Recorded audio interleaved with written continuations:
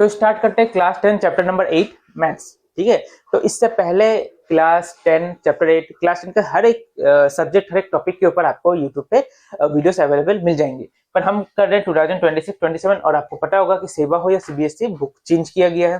ठीक है, तो हम जो बुक बनाएंगे वो नए बुक नए सिलेबस के अकॉर्डिंग बनाएंगे। ठीक है, तो इससे क्या होगा, आपको बेनिफिट मिलेगा जो नया सम्स ऐड हुआ है, ठीक है, या जो नया कॉन्सेप्ट पे जो बुक आया है आपका, हम उस हिसाब से उसको, क्योंकि बुक चेंज हुआ है और आपको भी पता है कि अभी कॉन्सेप्ट बेस्ड क्वेश्चन आते हैं एग्जाम में, फाइनल एग्जाम में। हो सकता है आपके स्कूल से जो पेपर काटे उस पर आपको कॉन्सेप्ट बेस्ड ना दिया जाए, बुक का question he they they, but final exam में क्या होता है, कॉन्सेप्ट बेस्ड पेपर आता है और बहुत सारे स्टूडेंट को प्रॉब्लम होता है कि कॉन्सेप्ट बेस्ड को कैसे सॉल्व करें, क्योंकि सिर्फ आजकल बुक के नॉलेज, बुक का जो नॉलेज है वो लेके फायदा नहीं है, एक्स्ट्रा नॉलेज का भी बहुत जरूरी है आपको पेपर सम को सॉल्व करने के लिए, पेपर को कंप्लीट करने के लिए। तो हम ट्राई करेंगे आपको जितना आसान भाषा में हो सके आपको समझाए, जितना प्रोसेस उसको कम करके। ठीक है, जब तो आप वीडियो पे बने रहिए। आपको कोई डाउट है तो आप कमेंट को यूज करना, ठीक है, कमेंट सेक्शन को यूज करना। हमारा व्हाट्सएप नंबर यहाँ पे दिया गया, अगर आपको कुछ डाउट है, कोई एक्स्ट्रा समय जो बुक के बाहर का कोई आरडी शर्मा या कोई टेस्ट पेपर, क्वेश्चन बैंक, कुछ भी कहीं से भी क्वेश्चन में आपको डाउट है तो आप उसका फोटो क्लिक करके हमें इस व्हाट्सएप पे भेज सकते हैं, व्हाट्सएप पे हमारे साथ कंसल्ट कर सकते हैं। प्लस अगर आपको चाहिए ऑनलाइन क्लासेस अगर आप लेना चाहते हैं तो हमारा खुद का पर्सनल ऐप है, आप वहां पे ऑनलाइन क्लास ले सकते हैं।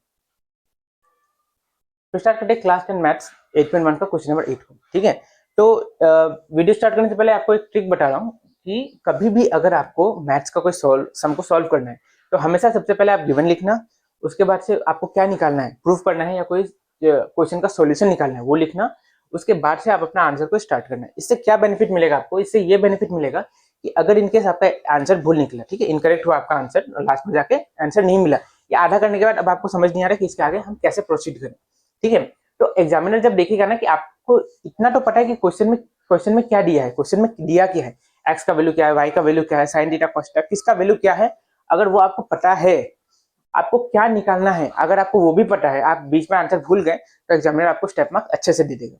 और अगर आपने मान लो आपने स्टार्ट आंसर यहीं से किया और यहाँ पे आके आप भूल गए तो 2-3 लाइन में एग्जामिनर आपको क्या मार्क्स देगा, आप समझ पा रहे हो मेरे बात को। तो कभी भी एग्जाम में लिखने से पहले गिवन याद से लिखना, उसके बाद क्या प्रूफ करना है, क्या सॉल्यूशन निकालना है वो लिखना, उसके बाद से अपना आंसर लिखना स्टार्ट करना। और हाँ, ज्योमेट्री टाइप का जैसे कि ट्रिग्नोमेट्री हुआ या ट्राइंगल, पैरेललोग्राम, उसमें डायग्राम बहुत इंपॉर्टेंट, डायग्राम के बिना सम सॉल्व कभी मत करना भूल से भी। ठीक है, तो चलो शुरू करते हैं। सबसे पहले हम देखते हैं कि क्वेश्चन में क्या दिया है। क्वेश्चन में सिर्फ दिया है 3 cot a = 4। ठीक है, क्वेश्चन में दिया 3 cot a = 4, ये बस दिया गया।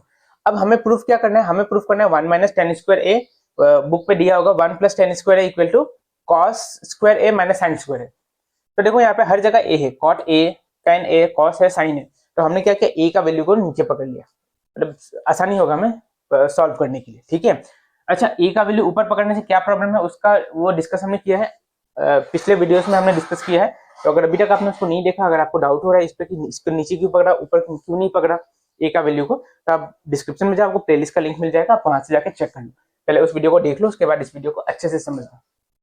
तो चलो, अब ये तो पता चल गया कि हमें क्वेश्चन में क्या दिया है और हमें प्रूफ क्या करना है, यहाँ तक हमें पता चल गया। ठीक है, अच्छा एक काम करो, सकने से आप इसको पहले नोट डाउन कर लो, क्योंकि हम जब इसमें लिखेंगे, जब एक्सप्लेन करूंगा मैं इसे, तो मैं इसमें बहुत सारे सर्कल, बहुत सारे मार्किंग करूंगा, तो हो सकता है आपको कंफ्यूजन हो, तो आप वीडियो को भी 1 मिनट के लिए पॉज करके आप इसको पहले अच्छे से नोट डाउन कर लो। पहले यहाँ से लिखना, आप ये पूरा लाइन को लिखना, उसके बाद ये लिखने के बाद इस पार्ट को लिखना, फिर ये लिखना, उसके बाद ये, आप एक लाइन से लिखते जाना, क्योंकि बोर्ड में वैसा जगह नहीं होता, बोर्ड इस टाइप का इस रेक्टेंगल शेप में होता है, तो हमारे पास जगह नहीं होता लिखने के लिए। तो पहले आप इसको नोट करना, सेकंड आप इसको नोट करना, थर्ड ये और फोर्थ ये, ठीक है, और डायग्राम ऊपर में अच्छे से बना लेना। तो चलो अब हम स्टार्ट करते हैं। तो देखो प्रूफ हमें, अब हम यहाँ से अपना आंसर स्टार्ट करें। तो क्वेश्चन में दिया 3 cot a = 4, तो 3 यहाँ पे मल्टीप्लाई हो रहा है, 3 यहाँ पे इस साइड आके क्या हो गया, डिवाइड हो गया, तो cot a = 4/3। ठीक है, अच्छा अब देखो यहाँ पे cot a का वैल्यू हमें मिला 4/3। एक और तरीका है, cot a का फॉर्मूला क्या होता है, cot a का फॉर्मूला होता है b/p, तो बेस बाय परपेंडिकुलर। ठीक है, cot a का एक और वैल्यू मिला base by perpendicular, cot a का जो वैल्यू है वो क्वेश्चन में दिया हुआ है 4/3। ठीक है, यहाँ तक क्लियर है।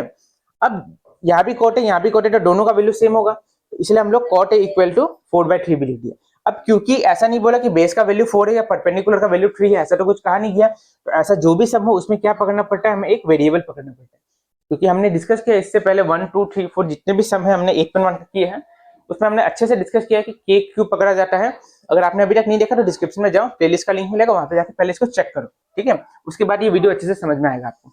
अच्छा, तो अभी देखो यहाँ पे बेस 4k, तो हमने बेस को क्या पकड़ लिया 4k, बेस को 4k पकड़ा, 4 नहीं पकड़ा, 4k पकड़ा, और परपेंडिकुलर को क्या पकड़ लिया 3k पकड़ा, ठीक है। तो बेस अपना मिला 4k और ये मिला अपना 3k, ठीक है। बैकग्राउंड में साउंड बहुत ज्यादा है, अगर आप लोगों को प्रॉब्लम हो रहा है तो आप ईयरफोन लगा के देख लो, क्योंकि आसपास में साउंड बहुत ज्यादा होता है हमारे यहाँ, ठीक है। अच्छा, तो बेस हो गया, उसके बाद अपना परपेंडिकुलर निकल गया, क्या बचा निकालने के लिए हाइपोटेन्यूज।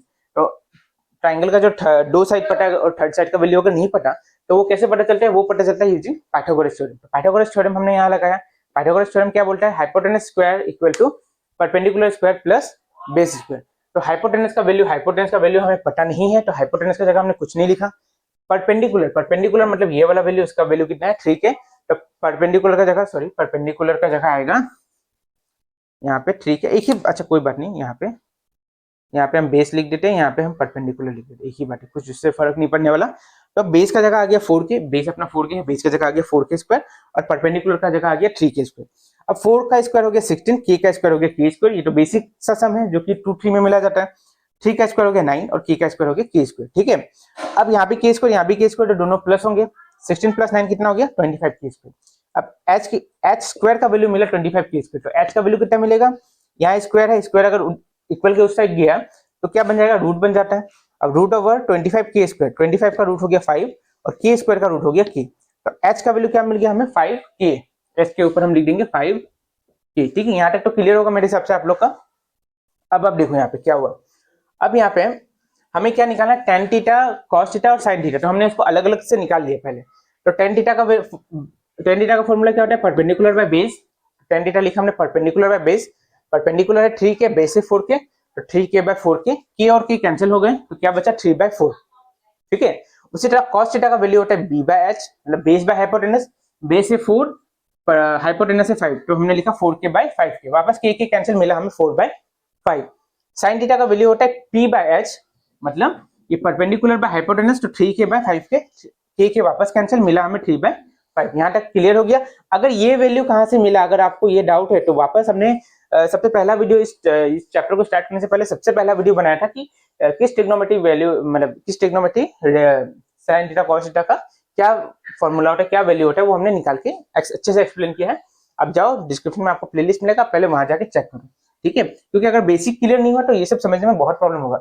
अभी आने वाला 8.4 है, वो सबसे टफ है, चैप्टर 8 का सबसे टफेस्ट जो एक्सरसाइज है वो है 8.4। तो अगर आपको ये सब बेसिक अगर क्लियर नहीं हुआ तो 8.4 करने में प्रॉब्लम होगा, तो आप पहले जाके वहां चेक करो, ठीक है। अच्छा, अब देखो यहाँ पे, तो यहाँ तक हमें हमारा सारा वैल्यू पता चल गया हमें।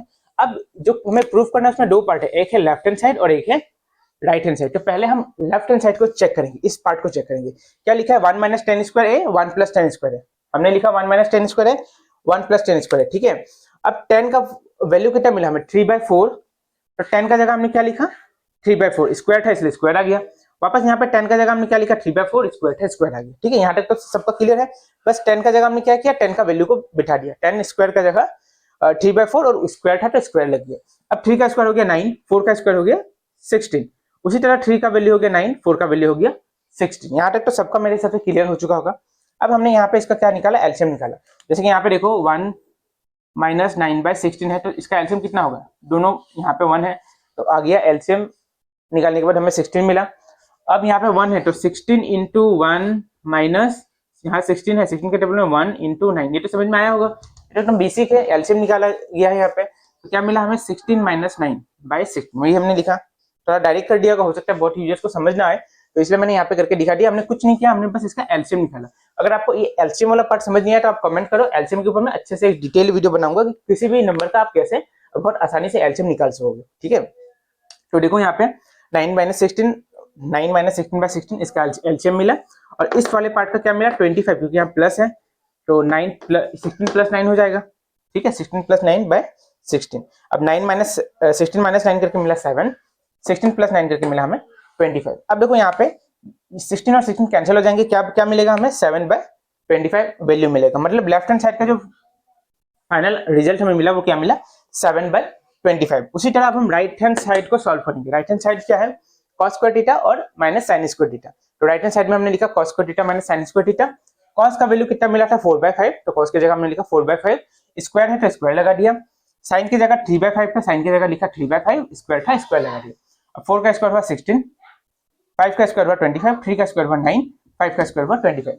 वापस इनका एलसीएम लिया, एलसीएम हमें मिला 25, मिला यहाँ पे 16 माइनस 9, 16 माइनस 9 कितना मिला 7/25। तो देखो राइट हैंड साइड का वैल्यू मिला 7/25, लेफ्ट हैंड साइड का वैल्यू मिला 7/25, तो दोनों वैल्यू हमें क्या मिला इक्वल मिले। ठीक है, right hand side equal to left hand side. So ये जो हमारा था यहाँ पे आप ऐसा लिखना है right hand side equal to left hand side, और ये लिखने के बाद आप यहाँ पे ऐसे जैसे आपने साइन किया जाता है स्टाइल से वैसे आप साइन करना है। हैंड्स प्रूव, मतलब हमने इसको प्रूव कर लिया, एक जंग को जीत लिया हमने। ठीक है,